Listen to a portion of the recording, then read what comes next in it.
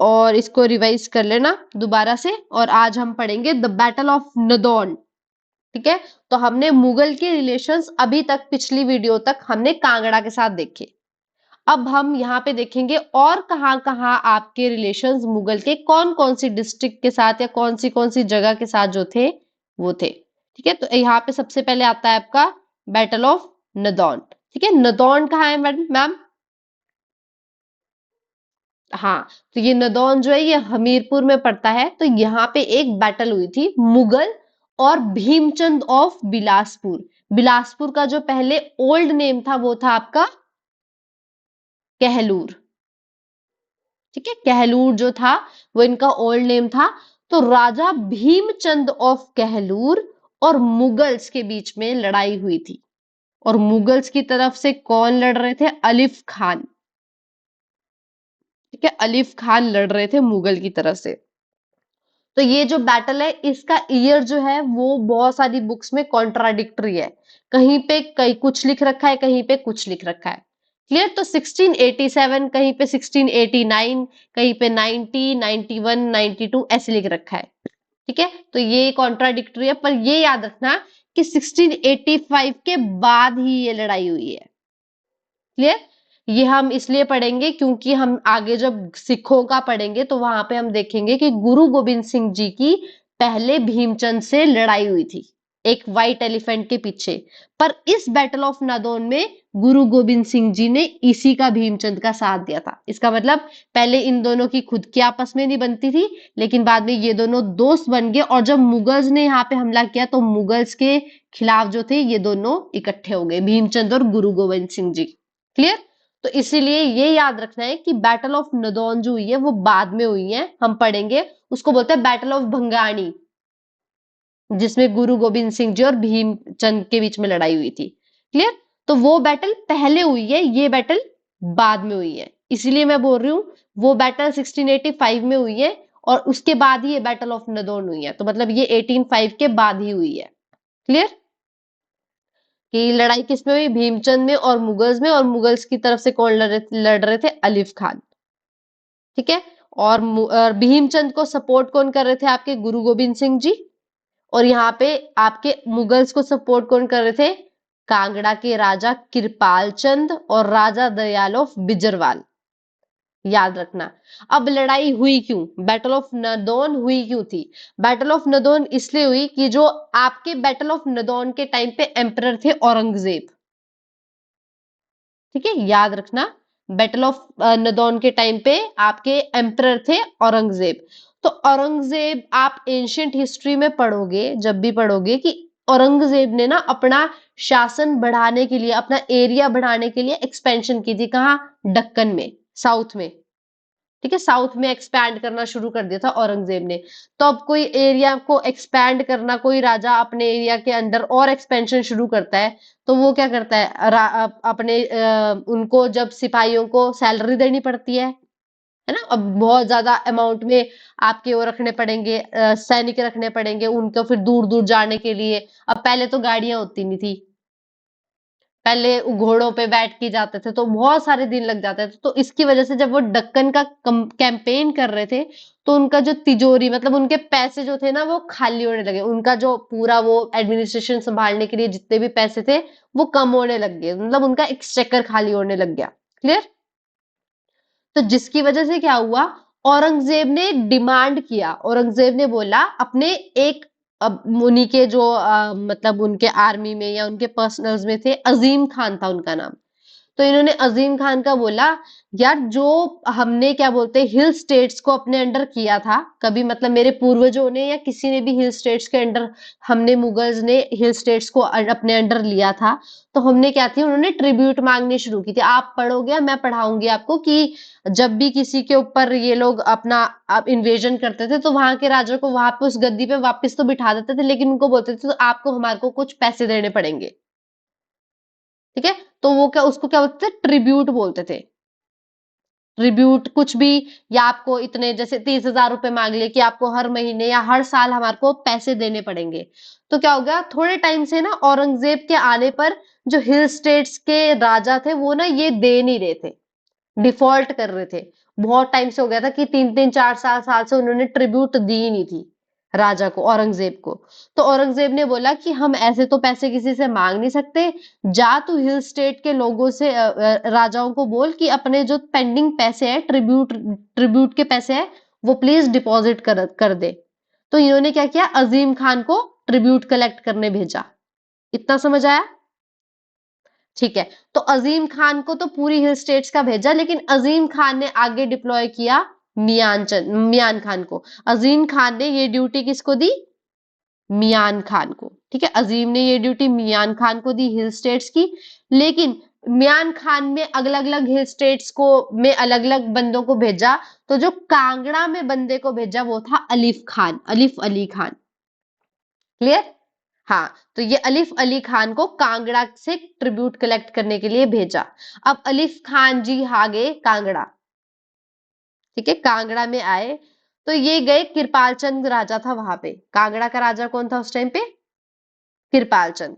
तो ये इन्होंने बोला कि सर हमको आपकी जो पेंडिंग ट्रिब्यूटरी है, ट्रिब्यूट है जो, वो आप हमको वापस करो। हम मेरे को पूरी पेंडिंग ट्रिब्यूट चाहिए, हमारे एम्परर को पैसे की जरूरत है। क्लियर? ऐसे तो नहीं बोला जाएगा कि पैसे की जरूरत है, नहीं तो देने नहीं थे, कि मतलब पैसे हमको ये ऑर्डर मिला है कि आप प्लीज अपनी ट्रिब्यूट जमा कीजिए। तो कृपाल चंद क्या बोलते हैं, कहीं कहीं नाम जगह पे ना इसका नाम भीमचंद भी लिखा हुआ है, कृपाल चंद या भीमचंद, तो ये याद रखना। तो कृपाल चंद बोलते हैं कि सर आप हमारे से पैसे लेने से पहले आप जाके भीमचंद से मांगिए। तो बोलता है क्यों मांगे? तो ये कहता है कि भीमचंद जो है वो हिल स्टेट्स का सबसे पावरफुल किंग है। अगर उसने पैसे दे दिए तो आपको कहीं और जाने की जरूरत, मतलब ज्यादा रिक्वेस्ट करने की जरूरत नहीं पड़ेगी। बाकी के जो राजा है वो अपने आप ही ऑटोमेटिकली पैसे दे देंगे आपके एक ही बारी कहने पे, क्योंकि जब पावरफुल किंग से ही पैसे ले लिए जाएंगे तो बाकी तो ये सोचेंगे कि अगर वही पावरफुल ही नहीं डरा तो फिर हम तो पावरफुल ही डर डर गया तो हम तो आराम से पैसे ले सकते हैं उनसे। तो कृपाल चंद ने ऐसे बोला तो अलीफ अली क्या कर गए, चले गए आपके भीमचंद के पास। और फिर भीमचंद ने क्या कर दिया, मना, कि मैं नहीं दूंगा। तो अब अलीफ अली ने क्या कर दिया, इनके साथ लड़ाई छेड़ दी। और उस लड़ाई में ये जो कांगड़ा के राजा थे वो आपके मुगलों के साथ ही हो गए। ठीक है। तो मतलब ये ना स्टोरी ऐसी है कि कांगड़ा की ना ही कभी नूरपुर के साथ बनी, ना ही कभी कहलूर के साथ बनी। तो जहां पे भी नूरपुर और कहलूर पे या कुछ मुगलों का कब्जा होता था, मुगल इन्वेड करने होते थे, तो कभी कांगड़ा मुगलों की साइड हो जाता, जैसे हमने देखा था ना सूरजमाल, कांगड़ा को इन्वेड करने के जब मुगल गए तो सूरजमाल नूरपुर का उनकी साइड हो गया, मुगलों की साइड। अब यहाँ पे क्या हुआ, जब बिलासपुर को इन्वेड करने गए तो जो कांगड़ा के राजा थे वो इनकी साइड हो गए। क्लियर? तो ये क्या थे, कुछ राजा ऐसे थे जो मतलब अपने प्रजा बचाने के लिए या अपने सेल्फिश मोटिव के लिए मुगलों के अंडर चले गए थे। तो ये लड़ाई इसीलिए हुई कि अलीफ खान ने मांगे पैसे और भीमचंद ने कर दिया मना। ठीक है, तो इससे होगी बैटल ऑफ नदौन शुरू। और गुरु गोविंद सिंह भी इसके बहुत अगेंस्ट थे कि हम मुगलों को ट्रिब्यूट नहीं देंगे। तो इसीलिए गुरु गोविंद सिंह जी ने ज्वाइन कर लिया हमारे भीमचंद को। और जीते कौन? यही भीमचंद ऑफ कहलूर और गुरु गोविंद सिंह जी। इसके बाद गुरु गोविंद सिंह जी थोड़े टाइम तक आपका हिमाचल में रहे और उन्होंने यहाँ पे गुरुद्वारा, मतलब जहाँ पे ये रहे गुरु गोविंद सिंह या कोई भी जो आपके मेन गुरु थे ना, जैसे फर्स्ट और लास्ट गुरु, ये जहाँ पे भी हिमाचल में रहे थे वहां वहां पे ना गुरुद्वारे हैं। ठीक है, तो ये थी आपकी बैटल ऑफ नदौन। क्लियर हुई? ईयर जो है वो याद रखना, 1685 के बाद 91, मतलब 1685 के बाद 90 तक कहीं पे भी बीच में बोल रखा है, या 87, 89, 90, 91 तक बोल रखा है कि इसके बीच में ये बैटल हो रखी है। किसी को पता ही नहीं है कि किस टाइम पे हुई है। क्लियर? तो अब हमने कल जो है मुगल्स के लिए ये पढ़ा था कि मुगल्स ने जब जहांगीर ने आपका कांगड़ा का फोर्ट अप्लाई किया, मतलब कांगड़ा के फोर्ट पे कब्जा किया था, तो सबसे पहले किलादार कौन थे? नवाब अली खान। पहले किलादार का नाम क्या था? नवाब अली खान। और जब नवाब अली खान की डेथ हो गई या उनको वापस बुला लिया गया तो उसके बाद सेकंड नंबर पे कौन थे? हुरमत खान। ये यहाँ पे मैंने सारे लिख दिए हैं। ठीक है, कुछ नहीं पता तो आपको ऐसे पूछ सकते हैं कि कोच कुली खान जो थे वो मुगल किलादार थे आपके कांगड़ा फोर्ट के कौन से एम्परर के टाइम पे। ठीक है, ऐसे याद रखना है। तो नवाब अली खान और हुरमत खान जो थे वो कौन से एम्परर के टाइम पे कांगड़ा फोर्ट के किलादार थे? जहांगीर। ठीक है, फिर आपके उसके बाद नवाब आसद उल्ह खान और कोच कुली खान ये थे शाहजहां के टाइम पे। फिर आए सैयद हुसैन खान और हसन अब्दुल्ला खान और नवाब सैयद खालिल उल्ह खान ये थे आपके औरंगजेब के टाइम पे। मैम एक बारी में ऐसे लर्न करना मुश्किल होएगा, पर आप 3-4 बारी पढ़ोगे ना तो जहांगीर वाले तो आपको याद ही रह जाएंगे। ये तो ऊपर दे रखे हैं, ये तो इजी नाम है। ठीक है, तो नवाब नवाब असाद और कोच, असाद और कोच दो दो नाम करके जोड़ लो। असाद कोच, असाद कोच ये शाहजहां का हो गया। और यहाँ पे याद कर लो सैयद अब्दुल्ला खालिद, सैयद अब्दुल्ला खालिद कैसे भी करके याद कर लो ये थे। और अब लास्ट किलादार जो थे वो थे नवाब शरीफ अली खान। ये याद रखना बहुत जरूरी है, फर्स्ट और लास्ट। लास्ट किलादार कौन थे? नवाब शरीफ अली खान, ये याद रखना बस। ठीक है, तो अब यहाँ पे ये सब हो रहा था। अब मुगल्स का डिक्लाइन किसकी वजह से हुआ? एंशियंट हिस्ट्री जब आप पढ़ोगे तो पढ़ोगे मुगल्स के टाइम पे ना अहमद शाह दुर्रानी अफगानिस्तान से एक और आपका दुर्रानी डायनेस्टी का शासक आ गया, उसने इन्वेड करना शुरू कर दिया आपके पंजाब को। क्लियर? तो मुगल का डिक्लाइन हुआ, स्टार्ट हुआ, और इसके जो लास्ट राजा थे वो थे मोहम्मद शाह। कौन थे? मोहम्मद शाह। तो मोहम्मद शाह मतलब मुगल्स का जब डिक्लाइन होना शुरू हुआ तो क्या हुआ? अहमद शाह दुरानी की वजह से हुआ। अहमद शाह दुरानी ने क्या कर दिया? इन्वेजन शुरू कर दिया पंजाब पे।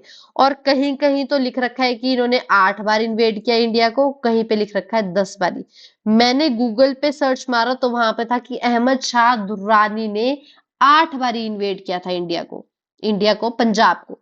पर कहीं कहीं पे 10 टाइम्स भी लिख रखा है, तो कॉन्ट्राडिक्टरी है। तो दोनों ही याद कर लो, अगर तो एक ही होएगा कभी एंशिएंट में आ जाए तो। अगर तो 8 ही हुआ क्वेश्चन में तो 8 करना है, नहीं तो 10 करना है। क्लियर? तो इस इन्वेजन की वजह से क्या हुई थी? आपकी मुगल एडमिनिस्ट्रेशन डिस्ट्रॉय होने लग गई थी। ठीक है, अब ये क्या करता था? अहमद शाह दुरानी आता था, फिर एक एक एरिया को आपके इन्वेड करता था और फिर वापस कहीं और चला जाता था। ठीक है, फिर आता था, फिर कहीं और इन्वेट कर, जिसकी वजह से कंफ्यूजन होगी कि यार करें तो करें क्या। तो कांगड़ा हिल के जो राजा थे ना, उन्होंने इस चीज की एडवांटेज ले ली। अब मुगल एडमिनिस्ट्रेशन तो होगी थी वीक, क्योंकि दुरानी बार बार इन्वेट कर रहा था। तो हिमाचल की जो कांगड़ा वगैरह थी वो सारी क्या थी? मुगल के अंडर थी। कांगड़ा वगैरह, कांगड़ा फोर्ट इससे पहले मुगल्स के अंडर था ना। ठीक है, रुदाली मैम गुड इवनिंग।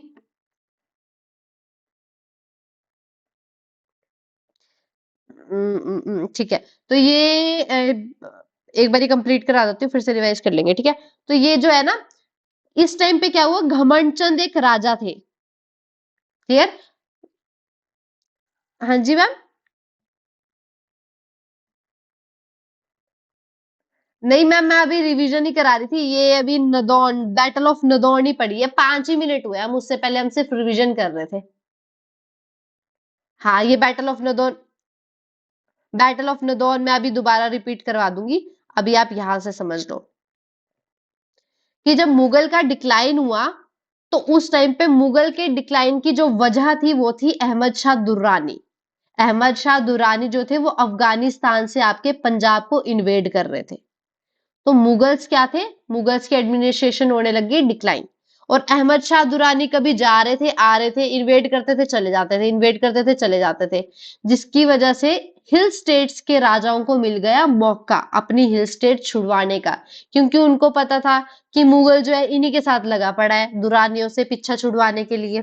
ठीक है, तो यहाँ पे क्या हुआ? एक राजा थे घमंड चंद। घमंड चंद ने इसी चीज की एडवांटेज ली कि मुगल जो है एडमिनिस्ट्रेशन वीक हो रहा है, दुर्रानी बार बार इधर उधर चीजें करी जा रहा है, तो उन्होंने सारी जो भी टेरिटरीज मुगल्स ने ली हुई थी उनको ले लिया वापस। क्लियर? हाँ, तो घमंड चंद ऐसे राजा थे जिन्होंने दुर्रानी की इन्वेजन का फायदा उठाया और कांगड़ा हिल्स की जितनी भी टेरिटरी मुगल्स के अंडर थी उनको ले लिया वापस। क्लियर? ठीक है, तो with exception of Kangra fort under last Mughal nawab Saif Ali Khan, सारी जगह इन्होंने वापस छुड़वा ली, एक ही बची थी, वो थी कांगड़ा फोर्ट। कांगड़ा फोर्ट को ये वापस नहीं ले पाए मुगल से, लेकिन इन्होंने बाकी सब का सब छुड़ा लिया, क्योंकि कांगड़ा फोर्ट किसके अंडर था? सैफ अली खान। लास्ट पढ़ा ना हमने, सैफ अली खान। ठीक है, ठीक है। अब दुरानी खुद तो चले गए, उनको लगा कि मुगल्स के तो अगेंस्ट ही है, हिल्स वाले है ना, अब मुगल जो है यहाँ पे आके बार बार इन्वेजन करेंगे तो हिल्स के जो लोग होंगे वो मुगल्स के अगेंस्ट होंगे।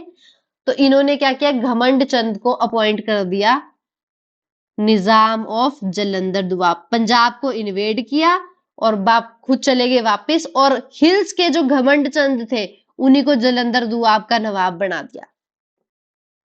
तो कांगड़ा के घमंड चंद एक ऐसे राजा थे जिनको बाहर से आके अफगान ने इन्वेजन करने के बाद पंजाब का निजाम बना दिया जलंधर दुआब का 1759 में। क्लियर? याद रखना, ये बहुत ज्यादा इंपॉर्टेंट है। घमंड चंद ऐसे याद कर लो कि घमंड चंद मतलब दुर्रानी के इन्वेजन के बाद एक कांगड़ा का राजा था, उसको बहुत घमंड हो गया क्योंकि उसको पंजाब दे दिया था उसने, दुर्रानी ने, तो घमंड, मैंने ऐसे याद किया था घमंड चंद। ठीक है, तो कुल्लू वॉज ऑल्सो इन्वेडेड। अब इसी टाइम पे दुर्रानी ने ना जाते जाते कुल्लू को भी इन्वेड किया था। कुल्लू कोई इन्वेजन कैसे पता चलती है, बोलते हैं कि कुल्लू में एक टेम्पल है बजौरा टेम्पल। ठीक है, कुल्लू में एक टेम्पल है बजौरा टेम्पल, उसकी जो उसके अंदर जो इमेजेस थी ना, मूर्तियां थी, इन्होंने उनको तहस नहस कर दिया था जो भी इनके साथ आर्मी वाले आए थे। ठीक है, तो बोलते हैं कि कुल्लू को इस टाइम पे ही इन्वेड किया गया था जब बजौरा टेम्पल्स की इमेजेस म्यूटिलेट की गई थी। तो वो किस 18th सेंचुरी के आसपास हुआ था, मतलब 17th सेंचुरी के आसपास की बात है। 18th century 1759 AD. आपको पता है ना, जैसे 759 एडी है तो इसको हम 18th सेंचुरी में काउंट करते हैं। लेट 18th सेंचुरी बोलेंगे, 50 के बाद लेट शुरू हो जाता है। ठीक है, तो ये तो था यहां तक आपके मुगल्स का रिलेशन कांगड़ा के साथ, और हमने अभी मुगल्स का थोड़ा सा कहलूर के साथ भी पढ़ लिया था। ठीक है, तो अब मैं रिपीट करा देती हूँ ऊपर से। नदौन वाला, मैम आप शिवाती मैम आप बताओगे, मैम का रिवाइज हो जाएगा। जो नदौन की लड़ाई थी वो किस किस के बीच हुई थी?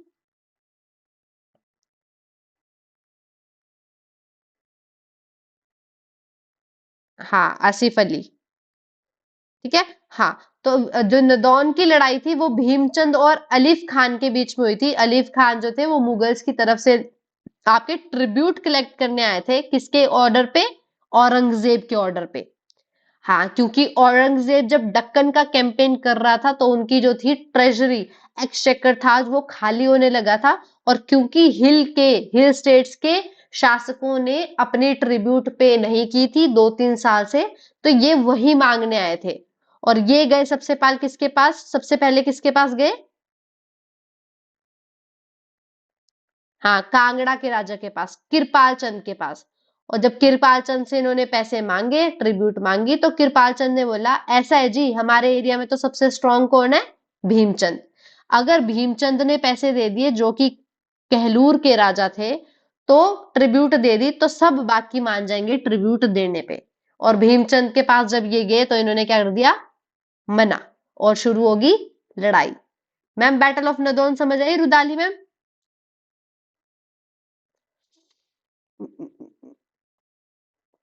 अच्छा ठीक है, ओके। बैटल ऑफ नदौन थी वो हुई थी आपकी 1687, इसकी डेट जो है कॉन्ट्राडिक्टरी है। ठीक है, कहीं पे 1687, 89, 90, 91, 92 ऐसे लिख रखा है। बस इतना ध्यान रखना कि ये 1685 के बाद हुई है। वो मैं बताती हूँ अभी मैं क्यों बोल रही हूँ, पर इसको याद रखना 1685 के बाद ही ये लड़ाई हुई है। तो जो बैटल ऑफ नदौन है वो आपकी भीमचंद ऑफ कहलूर और मुगल्स की तरफ से अलिफ खान के बीच में हुई थी। हुई क्यों? औरंगजेब जो उस टाइम पे एम्परर थे, उन्होंने क्या किया, अलिफ खान को ट्रिब्यूट कलेक्ट करने भेजा हिल स्टेट से। ट्रिब्यूट होती है जब भी आपके मुगल एम्परर किसी भी एरिया को अपने अंडर लेते थे तो उनको वो टेरिटरी तो वापस कर देते थे, लेकिन उनको बोलते थे कि आपको पैसे देने पड़ेंगे, ट्रिब्यूट देनी पड़ेगी। तो जो ये हिल स्टेट्स के राजा थे, ये 2-3 साल से ये पैसे नहीं दे रहे थे, और क्योंकि औरंगजेब के पास पैसे की कमी आ रही थी, क्यों? क्योंकि वो दक्कन का कैंपेन कर रहा था, दक्कन को कब्जा करने पे लगा हुआ था, ठीक है। तो उनके पास पैसे कम हो गए, तो उन्होंने अलिफ खान को भेजा पैसे कलेक्ट करने के लिए, ठीक है। तो जब अलिफ खान को पैसे कलेक्ट करने के लिए भेजा, तो अलिफ खान गए कांगड़ा के राजा कृपाल चंद के पास। कृपाल चंद ने बोला कि सर, आप मेरे पास मत आइए, आप हमारे जो एरिया में सबसे पावरफुल किंग है उनके पास जाइए। मतलब कहलूर के राजा भीमचंद उस टाइम पे सबसे पावरफुल होते थे। वो बोलते हैं अगर भीमचंद ने पैसे दे दिए, भीमचंद ने ट्रिब्यूट दे दी, ट्रिब्यूट पैसे ही नहीं है तो कुछ भी हो सकता था, ठीक है। वो जरूरी नहीं है कि वो पैसे थे, सोना या जो भी वो बात आपस में एग्रीमेंट करके उन्होंने मांगा होगा वो। तो वो बोलता है अगर भीमचंद ने पैसे दे दिए तो बाकी सब आराम से मान जाएंगे, और भीमचंद क्या कर देता है, मना। जिसकी वजह से आपके अलिफ खान जो है लड़ाई छेड़ देते हैं भीमचंद पे, और भीमचंद का साथ जो है इस लड़ाई में कौन देते हैं, आपके गुरु गोविंद सिंह जी। और अलिफ खान का साथ देते हैं कांगड़ा के राजा कृपाल चंद, जिनके पास वो पैसे मांगने गए थे, ट्रिब्यूट मांगने गए थे। इन्होंने खुद तो मना की कि साथ में खुद इनके साथ ही घुल गए लड़ाई में, ठीक है। और साथ में राजा दयाल ऑफ बिजलवार थे, बिजरवाल, क्लियर। और जीता कौन, भीमचंद, ठीक है। और इसके बाद हमने पढ़ा था मैम कि मुगल, जो हमने पढ़ा था कल कि जहांगीर ने जो थी वो आपके कांगड़ा फोर्ट को इन्वेड करने के बाद यहाँ पे किलादार अपॉइंट कर दिया था। तो अब क्योंकि मुगल्स में जहांगीर, शाहजहां, औरंगजेब, इनके टाइम पे जो था ये जो कांगड़ा फोर्ट था ये इन्हीं के अंडर ही था, मुगल्स के अंडर, ठीक है। जब तक संसार चंद नहीं आता उससे पहले ही जो सारा था आपका कांगड़ा फोर्ट बहुत टाइम तक आपके मुगलों के अंडर रहा था। अब मुगलों के अंडर आता तो किलादार बार बार अपॉइंट करने पड़ रहे थे। तो कांगड़ा जहांगीर के टाइम पे किलादार कौन कौन थे, नवाब अली खान और हुरमत खान। पहले किलादार थे वो थे नवाब अली खान। शाहजहां के टाइम पे नवाब आसद उलह खान और कोच कुली खान, ये हमने याद किया से आसद कोच, आसद कोच, ये थे शाहजहां के टाइम पे। और औरंगजेब के टाइम पे थे सैयद हुसैन खान, हसन अब्दुल्ला खान और नवाब सैयद खालिल उलह खान, ठीक है। सैयद अब्दुल्ला, खलील, ऐसे याद कर लो तीनों, जैसे मर्जी कर लो इनको याद। बस यहाँ पे याद करने वाला यही है कि फर्स्ट थे नवाब अली खान और लास्ट किलादार कौन थे, नवाब सैफ अली खान। सैफ या सैरिफ, कई जगह सैफ लिखा है, कई जगह सैरिफ लिखा हुआ है। तो सैफ अली खान ये 1740 में थे, मतलब लास्ट जो आपका मुगल किलादार था वो 1740 एडी में थे। मतलब इसके बाद से आपका जो है कांगड़ा फोर्ट फिर से कटोच रूलर्स के पास आ गया था। मतलब इसका संसार चंद ने जो थी फिर से इनसे लड़के कब्जे से ये चीज वापस ले ली थी। हम पढ़ेंगे आगे, रणजीत सिंह का भी आता है इसमें, ठीक है। तो अभी यही करने का है कि लास्ट जो आपके किलादार थे वो थे नवाब सैफ अली खान। इसके बाद हमने यही पढ़ लिया कि मुगल का इसके बाद डिक्लाइन होना शुरू हो गया।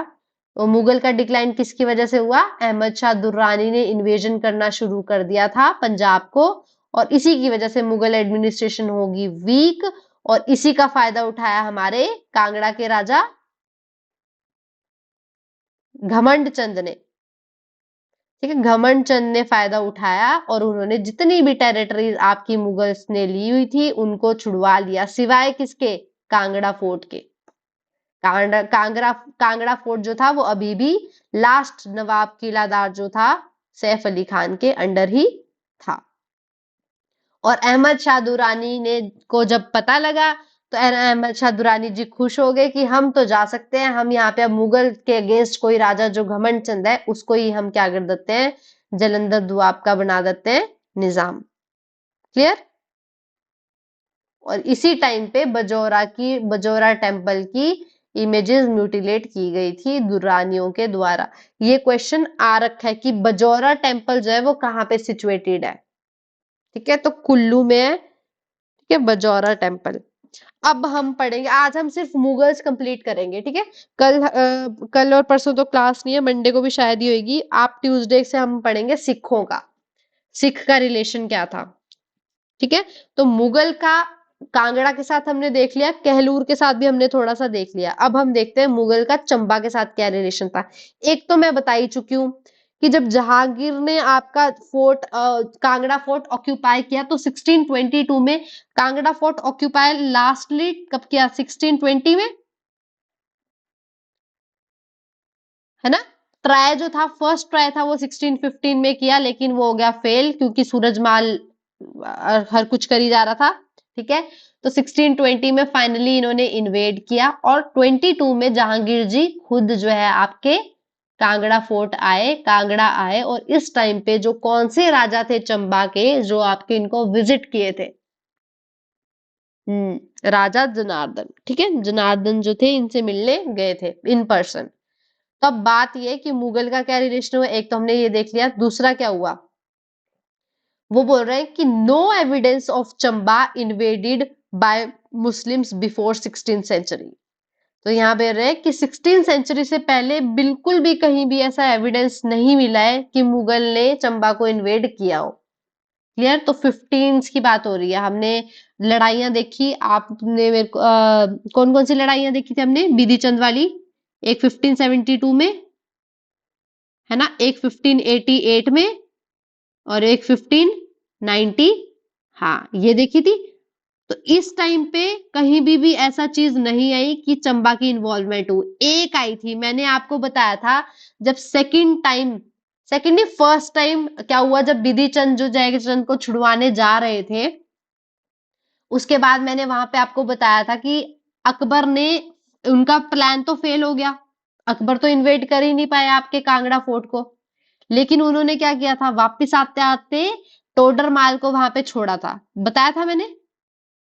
टोडर माल को वहां पे छोड़ा था किस लिए, उसने बोला कि हम जगह कांगड़ा फोर्ट तो ऑक्यूपाई नहीं कर पाए, लेकिन हम क्या करेंगे, थोड़ी बहुत चीजें वहां से लेंगे। तो कांगड़ा की कितनी विलेजेस ली थी, हाँ 66, गुड। 66 विलेजेस कांगड़ा की। और चंबा से क्या क्या लिया था, एक लिया था रेहलू, और साथ में ना छरी और गरोह भी लिख रखा है, छरी और गरोह, छरी गरोह और रेहलू ले लिया था आपके चंबा से। तो मतलब अकबर का जो था वो इन्फ्लुएंस था चंबा में भी 16th सेंचुरी में, उससे पहले नहीं था। समझ आया।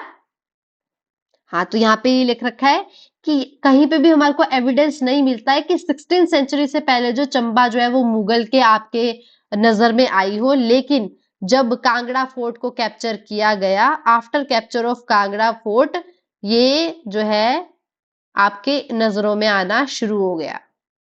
क्लियर। जब भी प्लान कर रहे थे या कांगड़ा फोर्ट को कैप्चर किया था। तो अब हमने पढ़ लिया है कि रिहलू को एनेक्स किया था और साथ में छरी और गरोह, ये तीनों जगह कहाँ है आपकी, चंबा है, इनको चंबा में ले लिया था। अब यहाँ पे एक और इम्पोर्टेंट चीज आती है कि कौन से राजा थे चंबा के जो लॉयल रहे थे मुगल्स के साथ। प्रताप सिंह वर्मन, और हमने जनार्दन भी पढ़ा है ना। अब अगर ये जनार्दन जहांगीर को मिलने गए थे तो ऑब्वियस सी बात है लॉयल थे। लॉयल मतलब साथ देते थे, मना नहीं करते थे, अपोज नहीं करते थे। क्लियर।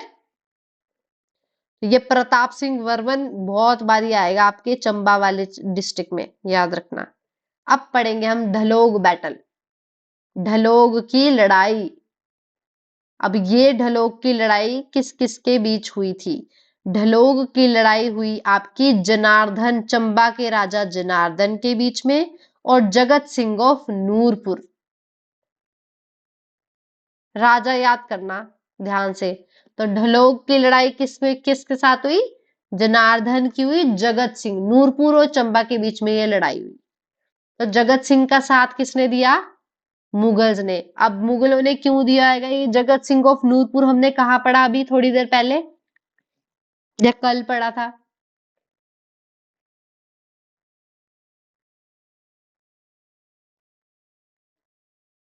हाँ हाँ, नूरपुर तो था, जगत सिंह कहाँ पढ़ा हमने अभी?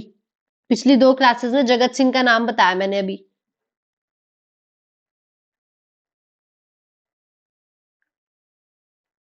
सोचो सोचो।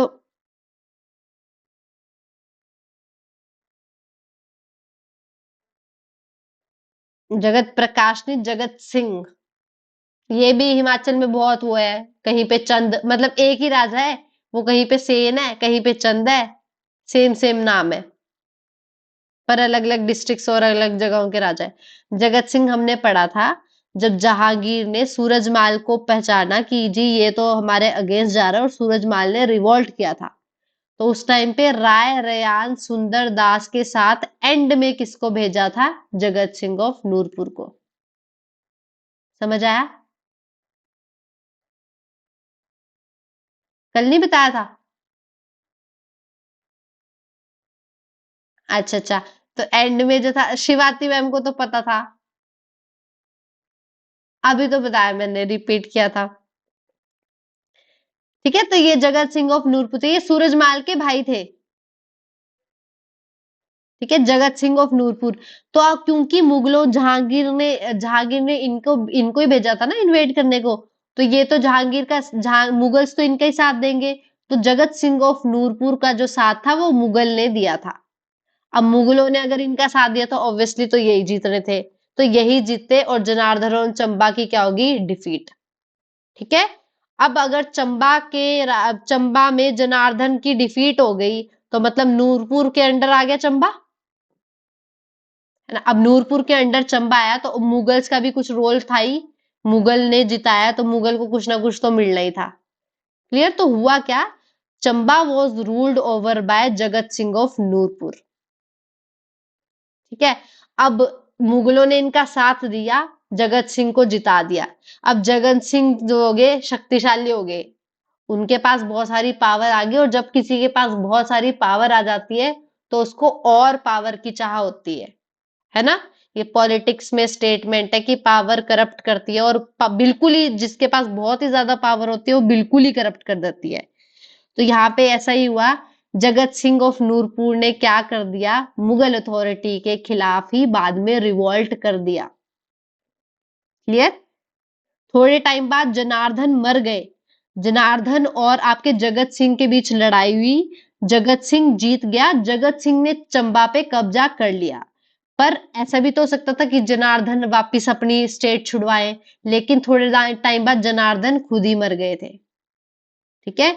तो उसके बाद क्या हुआ, जब नूरपुर के अंडर चंबा गया, नूरपुर याद रख लेना, ये आप जब चंबा वाला चैप्टर पढ़ोगे ना तब आपको ये आएगा कि थोड़े टाइम बाद चंबा जो था नूरपुर के अंडर आ गया था, तो कौन से राजा ने छीन लिया था, मतलब कौन से राजा की वजह से नूरपुर के अंडर आ गया था चंबा? वो थे हमारे जगत सिंह। जगत सिंह के पास जब पावर आई, पहले तो मुगलों ने उनका साथ दिया, बाद में जगत सिंह ने मुगल के अगेंस्ट ही लड़ाई छेड़ दी। और फिर उस टाइम पे धलोक, जब ये बैटल ऑफ धलोक हुई तो आपके एम्परर कौन थे? शाहजहां। ये याद रख लेना। बैटल ऑफ नदौन के टाइम पे आपके एम्परर कौन थे?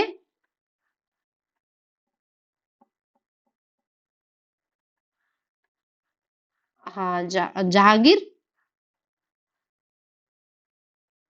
हाँ, औरंगजेब। बैटल ऑफ नदौन के टाइम औरंगजेब थे, और ढलोक बैटल के टाइम पे आपके कौन है? ठीक है। हाँ, तो शाहजहां ने क्या किया? फोर्स भेजी, किसके अंडर? मुराद बख्श। लिख भी लो यहाँ पे कि ये बैटल कब हुई थी? 1641 में। अब ये देखो, ध्यान से देखो, ढलोक बैटल हुई 1641 में, शाहजहां का बेटा था जहांगीर की जहांगीर का बेटा था शाहजहां?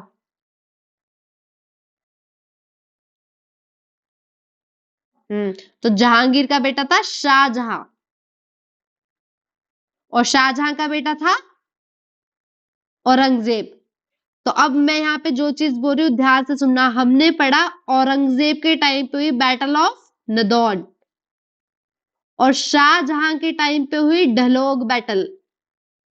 तो इसका मतलब ढलोग बैटल पहले हुई कि बैटल ऑफ नदौन? ढलोग बैटल, ठीक है। और वो हम पढ़ चुके हैं कि बैटल ऑफ नदौन कब हुई थी? 1685 के बाद हुई। अब यहाँ पे देखो जो बैटल ऑफ ढलोग है ये 1645 में हुई। कभी कभी क्रोनोलॉजी पूछ लेते हैं, तो अगर आपको एम्परर याद रह जाए तो आपको ये याद रह जाएगा कि कौन सी बैटल पहले हुई, क्योंकि सबको ही पता होता है कि शाहजहां का बेटा कौन था और जहांगीर का बेटा कौन था। क्लियर? इतना समझ आया? तो ढलोग बैटल हुई पहले और नदौन हुई थी उसके काफी टाइम बाद। तो ढलोग बैटल में जो था शाहजहां ने किसको भेजा? मुराद बख्श को। नाम याद रख लेना, किसको भेजा? मुराद बख्श को। और मुगलों की ये बात बड़ी अच्छी थी कि वो क्या करते थे, लड़ाइयां लड़ते थे, और लड़ाइयां लड़के पता क्या करते थे, टेरिटरीज उन्हीं को वापस कर देते थे। खुद जीत जाते थे पर जानबूझ के टेरिटरीज वापस कर देते थे और बोलते थे हमें पैसे चाहिए, हमें ट्रिब्यूट चाहिए, हमें नहीं चाहिए टेरिटरी। ऐसे लोग वो अमीर होते थे। समझ आया? तो यहाँ पे शाहजहां जी जीत गए, और उन्होंने क्या किया, थोड़े टाइम बाद किसको किंगडम दे दिया वापस। और अब किसको ये किंगडम वापस किया था? चंबा को। चंबा का किंगडम किसको वापस कर दिया था? पृथ्वी सिंह। किसको किया? पृथ्वी सिंह को किंगडम वापस किया। और उनको जो थी वो जागीर ऑफ जसवान भी दे दी थी। हम पढ़े, जब हम चंबा पढ़ेंगे ना तब पढ़ेंगे, अभी थोड़ा बस ओवरऑल सा देख लो कि मुगल का चंबा के साथ रिलेशन क्या क्या था। ढलोग होगी बैटल, ढलोग बैटल होगी। यहां तक समझ आ गया? ठीक है। छतर सिंह, अब यहाँ पे एक और चीज हुई कि छतर सिंह, चंबा के कोई राजा थे छतर सिंह, सारे जो थे आपके ट्रिब्यूट्स देते थे, लेकिन छतर सिंह जो थे चंबा के ऐसे राजा थे जिन्होंने जो थे ऑर्डर्स मानने मना कर दिए। अब ये चीज आपको पता होगी, आपको एंशंट में पढ़ा होगा आपने पहले भी, कि एंशंट हिस्ट्री में मुगलों ने ना ऑर्डर दिए थे हिंदू टेम्पल को खत्म करने, मतलब गिरा के वहां पे अपने मॉस्क बनाने के, है ना। तो कौन से ऐसे राजा थे जिन्होंने ये ऑर्डर मना कर दिया कि नहीं मैं तो नहीं करता? छतर सिंह। हाँ, हाँ, छतर सिंह जो राजा थे, इन्होंने मना कर दिया कि मैं तो डिमोलिशन करूंगा ही नहीं, और इन्होंने कर दी लड़ाई।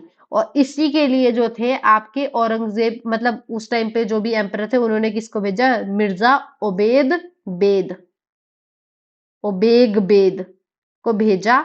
और बात ये है कि ये जो मिर्जा उबेग बेद थे ना, इनको इन्होंने डिफीट कर दिया था।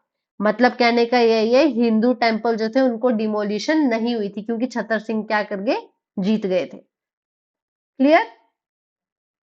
तो चंबा में हमने किस किस राजाओं के नाम पढ़े? एक बार ही रिपीट करो।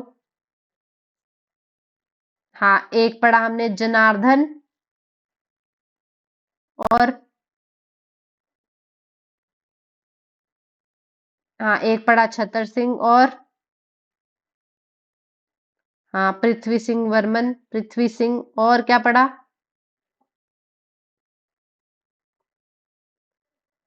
ढलोग बैटल तो जनार्दन के बीच में हुई थी, है ना। और जनार्दन पढ़ा हमने, प्रताप सिंह वर्मन भी पढ़ा है देखो। अच्छा, थोड़ी जोर के बोलते ना तो ज्यादा सुनता। पृथ्वी, हाँ पृथ्वी सिंह, हाँ ना मैंने पृथ्वी सिंह वर्मन बोल दिया था। हाँ, प्रताप सिंह वर्मन, बस ठीक है। ये पढ़े, ये इसलिए बता रही हूँ, ऐसे तो ये भी नहीं, पर जब आप चंबा पढ़ोगे ना तो आपको उस टाइम पे ध्यान रहेंगे कि हाँ हम ये ऑलरेडी पढ़ चुके हैं। क्रोनोलॉजी याद करनी है बस, वो तो तब हो जाती है जब आपको इवेंट्स याद होंगे ना कि कौन से कब हुए। जैसे हमने ढलोग पढ़ा और नदौन की बैटल पढ़ा, तो वो अपने आप याद आ जाता है कि किस किस के टाइम पे हुए थे। अब है सिख का, हाँ ये वाला पढ़ लेते हैं हम, भगयानी वाला ना, क्योंकि ये उसके साथ मिक्स हो रहा है, नदौन के साथ, बैटल ऑफ नदौन। बाकी हम कल करेंगे, कल नहीं सॉरी, जब भी अगली क्लास होएगी। मैंने आपको बोला कि बैटल ऑफ नदौन जो हुई 1685 के बाद ही हुई, ठीक है, 1685 से 90 के बीच हुई। मैंने ये क्यों बोला, और वहां पे हमने ये भी पढ़ा कि जो बैटल ऑफ नदौन थे उसमें जो थे भीम, आपके जो भीमचंद थे उनका साथ किसने दिया था? गुरु गोविंद सिंह ने। अब बात यह है कि यहाँ पे कंफ्यूज होते हैं कि अरे एक लड़ाई में तो गुरु गोविंद सिंह भीमचंद के अगेंस्ट लड़े थे, तो फिर वो साथ कैसे हो गए? तो जब गुरु गोविंद सिंह जी ने आपके भीमचंद का साथ दिया था, उससे पहले जो थी इनकी आपस में दोनों की लड़ाई हुई थी। तो वो जो लड़ाई हुई थी वो थी बैटल ऑफ भंगाणी। ठीक है, ये भंगाणी जो है ये सिरमौर में है, ये भंगाणी माता का मंदिर भी है सिरमौर में। ठीक है, तो यहाँ पे हुआ क्या था ये याद रखना कि बैटल ऑफ भंगाणी जो थी वो किससे पहले थी? आपकी नदौन से। अब देखो, 3 बैटल्स पढ़ी हमने। तो सबसे पहले हुई ढलोग बैटल 1640s में। ठीक है, फिर हुई आपकी भंगाणी बैटल, और फिर उसके बाद होगी नदौन बैटल। क्लियर? अब हुआ क्या था, भंगाणी बैटल हुई क्यों थी? गुरु गोविंद सिंह जो थे, गुरु गोविंद सिंह जो जी तो थे, उनको ना किसी ने आपके किसी ने तो क्या, यहाँ पे आसाम के कोई राजा थे रतन राय, इन्होंने क्या किया था, एक व्हाइट कलर का एलिफेंट गिफ्ट किया था। क्या व्हाइट कलर का हाथी इनको गिफ्ट किया था किसी रतन राय ने आसाम के। तो वो पता चल गया आपके भीमचंद ऑफ कहलूर को। तो जो भीमचंद ऑफ कहलूर थे उनको वो पता चला, तो उन्होंने क्या किया, गुरु गोविंद सिंह जी से ये मांग लिया कि मेरे को दे दो। तो गुरु गोविंद सिंह जी ने पहले मना कर दिया। ठीक है, फिर दूसरी बार क्या हुआ, इनके बेटे की शादी थी। ठीक है, इनके बेटे की शादी थी, इन्होंने सोचा कि थोड़ा शो ऑफ कर लेते हैं। तो इन्होंने क्या किया, फिर बोला गुरु गोविंद सिंह जी को कि प्लीज हमारे को अपना व्हाइट एलिफेंट दे दो। तो गुरु गोविंद सिंह जी ने फिर मना कर दिया। फिर इन किसी की वजह से इनकी लड़ाई हुई। मतलब इनकी लड़ाई किसकी वजह से हुई थी? एक सिर्फ व्हाइट एलिफेंट की वजह से हुई। तो ये जो लड़ाई हुई थी ये सिरमौर की जगह भंगाणी वहां हुई थी। तो इसीलिए यहाँ पे आज के टाइम में गुरुद्वारा भी है और मंदिर भी है, भंगाणी देवी का मंदिर। और ये बैटल किसने जीती थी? गुरु गोविंद सिंह जी ने। But again become friends in battle of Nadaun. पहले तो ये दोनों दुश्मन थे, तो इन्होंने सोचा यार हम एक हाथी के पीछे क्यों लड़े, मतलब गुरु गोविंद सिंह जी ने सोचा होगा। तो बाद में ये दोनों क्या बन गए, दोस्त बन गए। और थोड़े टाइम बाद आपके जो सिख थे वो बिल्कुल अगेंस्ट थे कि मुगल को ट्रिब्यूट देनी ही नहीं है। तो इसीलिए गुरु गोविंद सिंह जी ने भीमचंद को ज्वाइन कर लिया नदौन की लड़ाई में। क्लियर? और यहाँ पे एक और पॉइंट है कि आपका जो गुरु गोविंद सिंह जी है वो बहुत सारे आपके जो है स्टेट्स में गए थे। तो डिस्ट्रिक्ट जो थी मंडी में भी वो गए थे, किसके टाइम पे? सिद्धसेन। अब मंडी में डिस्ट्रिक्ट में दोबारा पढ़ेंगे, पर अगर अब यहाँ पे पढ़ लो तो बढ़िया है, बाद में रिवीजन हो जाएगी। तो सिद्धसेन के टाइम पे मंडी गए आपके गुरु गोविंद सिंह जी। और गुरु गोविंद सिंह जी ने, ये सबसे इंपॉर्टेंट है और काफी लोगों को ना ये पता ही नहीं होता, आनंदपुर साहिब अगर आपने सुना होगा, आनंदपुर साहिब। ठीक है, आनंदपुर साहिब जो है ये ना पहले कहलूर का पार्ट था। मतलब कहलूर का ये पार्ट था। कहलूर के राजा ने ये जमीन दी थी आपकी गुरु गोविंद सिंह जी को। ठीक है, तो गुरु गोविंद सिंह जी ने इसी जमीन पे आपका आनंदपुर साहिब का गुरुद्वारा बनाया। और यहीं पे आपका खालसा शुरू हुआ था। खालसा पंथ जो आपके सिखों का है वो 13 अप्रैल 1699 एडी को बिलासपुर की जमीन जो कि गुरु गोविंद सिंह जी को आपके राजा ने दी थी, कहलूर के राजा आनंदपुर साहिब, वहां पे खालसा शुरू हुआ है। क्लियर? हाँ, अब हम ये कल इशारे पढ़ेंगे लाइन में, कौन कौन से सिख, कौन से गुरु का क्या क्या लिंक था आपके हिमाचल में। ठीक है, तो ये थी क्लास। जब भी होगी अगली क्लास ये आपने सारा रिवाइज कर लेना है, और स्टोरी स्टोरी के जैसे ही रखना। जितना टाइम तक आप स्टोरी के थ्रू याद रखोगे उतना याद रहेगा, वरना फैक्चुअल तो नहीं होता याद। मैं भी 2-3 साल पहले तक ना फैक्चुअली लर्न करती थी। मजाल है अगर 3 3 महीने बाद याद रह जाए। 3 महीने पढ़ोगे नहीं ना हिमाचल भूल जाओगे। बट अगर आपने स्टोरी पढ़ ली तब आपको रट जाएगा कि कौन सा टाइम पे कौन सी चीज हुई थी। क्लियर? स्टोरी के थ्रू समझ आ रहा है आप लोगों को? पक्का? ठीक है जी, फिर करो रिवाइज। मिलते हैं मंडे को। मैम शायद क्लास लूंगी, मैं सर को बता दूंगी, अगर ली मैं आपको खुद इन्फॉर्म कर दूंगी। शायद से मैं लीव पे हूँ, ठीक है? रिवीजन कर लेना याद से, कहीं मैं ले लूं क्लास और रिवाइज ही ना किया हो। ठीक है? ओके जी, गुड नाइट।